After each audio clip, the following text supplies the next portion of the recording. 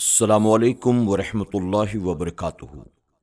میرے پیارے آقا علیہ الصلاۃ والتسلیم کے پیارے دیوانوں، خاتون جنت حضرت فاطمۃ الزہرا رضی اللہ تعالیٰ عنہ کی کنیزوں، عورتوں کی حکایات اس درس کے 22ویں ایپیسوڈ میں آپ تمام کا استقبال ہے۔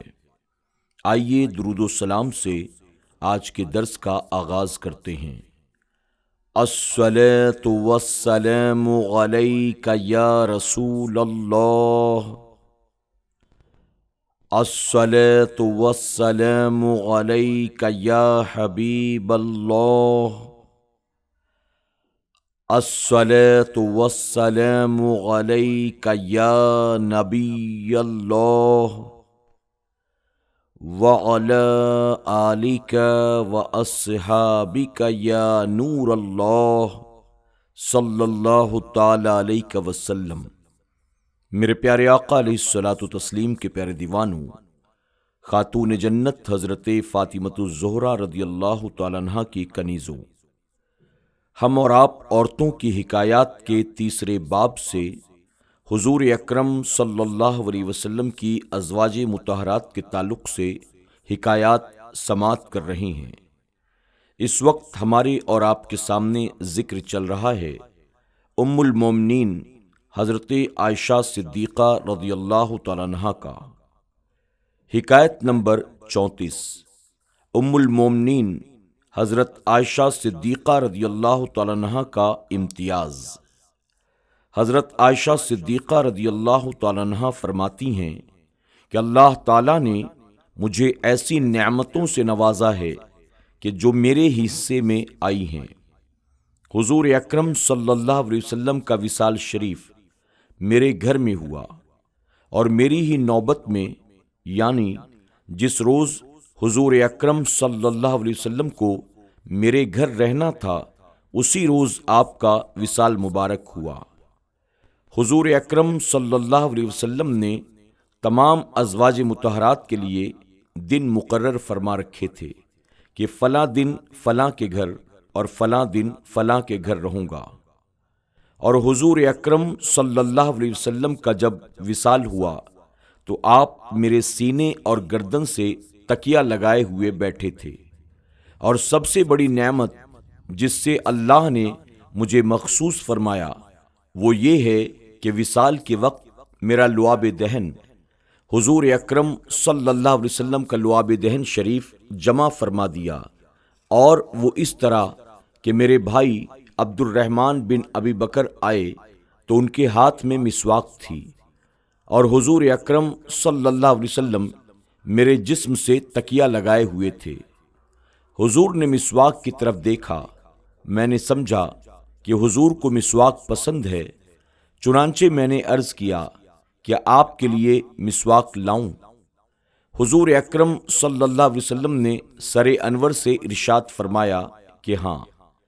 میں نے مسواک لے کر حضور اکرم صلی اللہ علیہ وسلم کو مسواک دی۔ حضور نے منہ مبارک میں ڈالی تو وہ سخت تھی۔ میں نے پوچھا کیا میں اس کو نرم کر دوں؟ فرمایا ہاں۔ میں نے مسواک کو اپنے منہ سے چبا کر اسے نرم کر کے حضور اکرم صلی اللہ علیہ وسلم کو دی، اور آپ نے لے کر اپنے منہ میں ڈال لی۔ اس طرح میرا تھوک اور حضور اکرم صلی اللہ علیہ وسلم کا لعاب دہن ایک جگہ جمع ہو گئے۔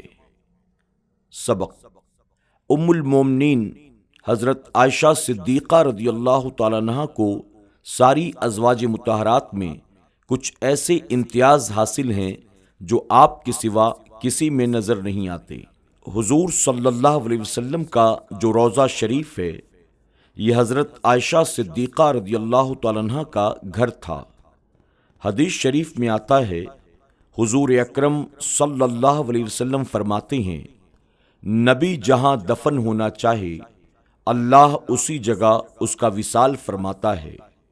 معلوم ہوا حضور اکرم صلی اللہ علیہ وسلم حضرت عائشہ صدیقہ رضی اللہ تعالیٰ عنہ کے گھر دفن ہونا چاہتے تھے۔ حضرت عائشہ صدیقہ رضی اللہ تعالیٰ عنہ سے تکیہ لگائے ہوئے حضور نے حضرت عائشہ ہی کے گھر وصال فرمایا، اور وہیں آپ کی قبر شریف بنی، جس کی بدولت حضرت عائشہ صدیقہ رضی اللہ تعالیٰ عنہ کا گھر مرجع خلائق بن گیا۔ ہر روز صبح اور شام 70,000 فرشتے اسی گھر کی زیارت کے لیے اترنے لگے۔ اسی گھر کے سامنے حاضر ہو کر 24 گھنٹے میں ہزاروں لاکھوں کروڑوں انسان اور فرشتے درود و سلام پڑھتے ہیں۔ معاذ اللہ، معاذ اللہ، اگر عائشہ صدیقہ رضی اللہ تعالیٰ عنہ میں بقول منافقین کوئی عیب ہوتا تو خدا تعالی کبھی حضرت عائشہ صدیقہ کے گھر حضور اکرم صلی اللہ علیہ وسلم کا وصال نہ فرماتا اور نہ اس گھر کو مرجع خلائق ہی بننے دیتا۔ یہ بھی معلوم ہوا کہ نبی کا جہاں وصال ہوا اس کی قبر شریف بھی وہیں بنتی ہے، اور جو مرے پاکستان میں اور دفن ہوئے ہندوستان میں وہ نبی ہرگز نہیں ہو سکتا۔ اور یہ بھی معلوم ہوا کہ جس کا تھوک مبارک حضور اکرم صلی اللہ علیہ وسلم کے لعاب مبارک سے مل جائے، اس مبارک ہستی پر جس منہ سے کوئی گستاخی کا لفظ نکالے تو وہ منہ اس لائق ہے کہ اس پر تھوکا جائے۔ اللہ اللہ، عائشہ کا اتنا اونچا ہے مقام، اللہ اللہ، عائشہ کا اتنا اونچا ہے مقام، حشر تک ان کے ہی گھر میں ہے محمد کا قیام۔ حکایت نمبر 35۔ حضرت عائشہ صدیقہ رضی اللہ تعالیٰ عنہ کے گھر میں حضرت مجدد الفسانی علیہ رحمہ فرماتے ہیں کہ میرا کچھ سال پہلے یہ طریقہ تھا کہ میں ہر سال کچھ طعام یعنی کھانا پکا کر اس کا ثواب حضور اکرم صلی اللہ علیہ وسلم، حضرت علی کرم اللہ وجہ الکریم، حضرت فاطمۃ الزہرا رضی اللہ تعالیٰ عنہ اور حضرت امام حسن و حسین علیہم السلام کی بارگاہ میں پہنچاتا تھا۔ ایک سال میں نے ایسا ہی کیا تو رات کو میں نے خواب میں حضور اکرم صلی اللہ علیہ وسلم کو دیکھا کہ حضور نے میری طرف توجہ نہ فرمائی اور اپنا چہرہ مبارک دوسری طرف پھیر لیا۔ میں نے عرض کیا، حضور اس کی کیا وجہ ہے؟ تو آپ نے فرمایا، میں کھانا عائشہ ہی کے گھر میں کھاتا ہوں، جسے کھانا بھیجنا ہو وہ عائشہ ہی کے گھر میں بھیجے۔ اس وقت مجھے معلوم ہوا کہ حضور اکرم صلی اللہ علیہ وسلم کے توجہ نہ فرمانے کی وجہ یہ ہے کہ کھانے کا ثواب پہنچانے کے وقت میں نے ام المومنین ماں عائشہ صدیقہ رضی اللہ تعالیٰ عنہ کا نام نہیں لیا۔ اس کے بعد پھر میں نے یہ طریقہ اختیار کیا کہ جب بھی کھانا پکا تو ثواب پہنچاتے وقت ماں عائشہ صدیقہ رضی اللہ تعالیٰ عنہ بلکہ ساری ازواج مطہرات کا نام بھی لیتا، کیونکہ یہ سب اہل بیت میں شامل ہیں۔ سبق: ام المومنین حضرت عائشہ صدیقہ رضی اللہ تعالیٰ عنہ کا بہت بلند مقام ہے۔ حضور اکرم صلی اللہ علیہ وسلم وصال شریف کے بعد بھی حضرت عائشہ ہی کے گھر میں تشریف فرما ہیں، اور اب بھی آپ کھانا حضرت عائشہ ہی کے گھر میں تناول فرماتے ہیں۔ اس بات پر اگر کسی کو اعتراض ہو تو وہ مجدد الفسانی علیہ رحمہ پر معترض ہے۔ معلوم ہوا کہ حضور اکرم صلی اللہ علیہ وسلم کو ماں عائشہ صدیقہ رضی اللہ تعالیٰ عنہ سے بڑی محبت تھی اور ہے، اور یہ بھی معلوم ہوا ہر سال کچھ پکا کر بزرگان دین کو ایصال ثواب کرنا بدعت نہیں ہے، کیونکہ بدعت کو مٹانے والے حضرت مجدد الفسانی علیہ رحمہ کا بھی یہی دستور تھا، ورنہ آپ کبھی بھی ایسا نہ کرتے۔ یہ بھی پتہ چلا کہ کھانا پکا کر کسی بزرگ کے نام اس کا ثواب پہنچانا بیکار بات نہیں، بلکہ ثواب پہنچتا ہے۔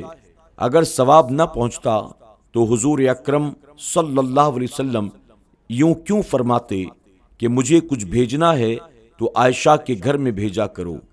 اگر یہ بات ناجائز اور بدعت ہوتی تو حضرت مجدد الفسانی علیہ رحمہ نے عدم توجہ کی وجہ جب دریافت کی تو حضور اکرم صلی اللہ علیہ وسلم یوں فرماتے کہ تم نے یہ کیا نیا طریقہ اختیار کر لیا ہے کہ ہر سال کچھ پکا کر ہمارے نام پر ایصال ثواب کرتے ہو، ایسا نہ کیا کرو۔ حضور اکرم صلی اللہ علیہ وسلم نے بلکہ یہ فرما کر کہ میں کھانا عائشہ کے گھر کھاتا ہوں بتا دیا کہ کھانا پکا کر بزرگوں کے نام اس کا ثواب پہنچانا جائز ہے اور ثواب پہنچتا بھی ہے۔ حضرت مجدد الفسانی علیہ رحمہ کو دیوبندی اور اہل حدیث حضرات بھی ماہی بدعت تسلیم کرتے ہیں، لہذا سب کی معتمد علیہ ہستی سے یہ ثابت ہوا کہ ختم کرانا ثواب پہنچانا جائز اور حضور اکرم صلی اللہ علیہ وسلم کی پسندیدہ چیز ہے۔ اس لیے مسلمانوں کو حضرت مجدد الفسانی علیہ رحمہ کے طریقے پر قائم رہنا چاہیے اور ایسا نہ ہونا چاہیے کہ لوگوں کو یہ کہنے کا موقع ملے مر گئے مردود، نہ فاتحہ نہ درود۔ آج کے درس میں بس اتنا ہی۔ السلام علیکم ورحمۃ اللہ وبرکاتہ۔